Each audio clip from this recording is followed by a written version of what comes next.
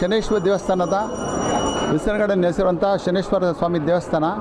ಈಗಾಗಲೇ 38 ವರ್ಷದಿಂದ ನೆಲೆಸ್ಕೊಂಡಿರೋ ದೇವಸ್ಥಾನ ಇದು. ಹೇಳ್ಬೇಕಂದ್ರೆ ಇವತ್ತೊಂದು ಬಾದಾಮಿ ಅಮಾವಾಸ್ಯೆ ಅಂತ ಹೇಳ್ತಾರೆ ಇವತ್ತಿನ ದಿವಸ. ಅದು ಶನಿವಾರ ಬಿದ್ದಿದೆ ಮತ್ತು ಅಮಾವಾಸ್ಯೆ ಬಿದ್ದಿದೆ. ಜಯಂತಿಯಾಗಿ ಸ್ವಾಮಿ ಜಯಂತಿಗೋಸ್ಕರ ಭಕ್ತಾದಿಗಳಲ್ಲಿ ಭಾಳ ಉತ್ಸುಕತೆಯಿಂದ ಬರ್ತಾ ಇದ್ದಾರೆ. ಇಲ್ಲಿ ಏನಾದರೂ ವಿಶೇಷ ಅಂದರೆ ಸ್ವಾಮಿಗೆ ಏನೇ ಎನಿಸ್ಕೊಂಡ್ರೂ ಅವರಿಗೆ ಫಲಿಸುತ್ತೆ. ನಾನು ಈ ದೇವಸ್ಥಾನಕ್ಕೆ ಒಂದು ಸೇವಕನಾಗಿ ಕೆಲಸ ಮಾಡ್ತಾಯಿದ್ದೀನಿ. ಈ ದೇವಸ್ಥಾನ ಕಟ್ಟಿರೋದು ಭಕ್ತಾದಿಗಳಿಂದ ಮಾಡಿರೋದು ದೇವಸ್ಥಾನ ಇದು. ದೇವಸ್ಥಾನಕ್ಕೆ ಭಾಳ ವಿಜೃಂಭಣೆಯಿಂದ ಜನ ಸೇರಿಕೊಂಡು ಎಲ್ಲರೂ ಬಂದು ಸೇವೆಗೆ ಪಾತ್ರರಾಗಿರ್ತಾರೆ. ಬೆಳಿಗ್ಗೆ ಅಭಿಷೇಕ, ಅಲಂಕಾರ ಮತ್ತು ಈಗ ಹೋಮ ನಡೀತಾ ಇದೆ. ಗಣಪತಿ ಹೋಮ, ನವಗ್ರಹ ಹೋಮ, ಸರಸ್ವತಿ ಹೋಮ ನಡೀತದೆ. ಮತ್ತು ಸಂಜೆ ವಿಸರ್ಗಡನಲ್ಲಿ ಮುಖ್ಯ ಪೂಜೆಗಳಲ್ಲಿ ಮೆರವಣಿಗೆ ನಡೀತಾ ಇದೆ. ಸಂಜೆ ಮತ್ಕೊಂಡು ಉಯ್ಯಾಲ ಸೇವೆ ಮಾಡ್ತಾಯಿದ್ದೆ. ಅನ್ಯ ವ್ಯಕ್ತಿಗಳನ್ನು ನಾವ್ಯಾರು ಕರೆದಿಲ್ಲ, ಅವರೇ ತಾನೇ ಬಂದಿದ್ದಾರೆ.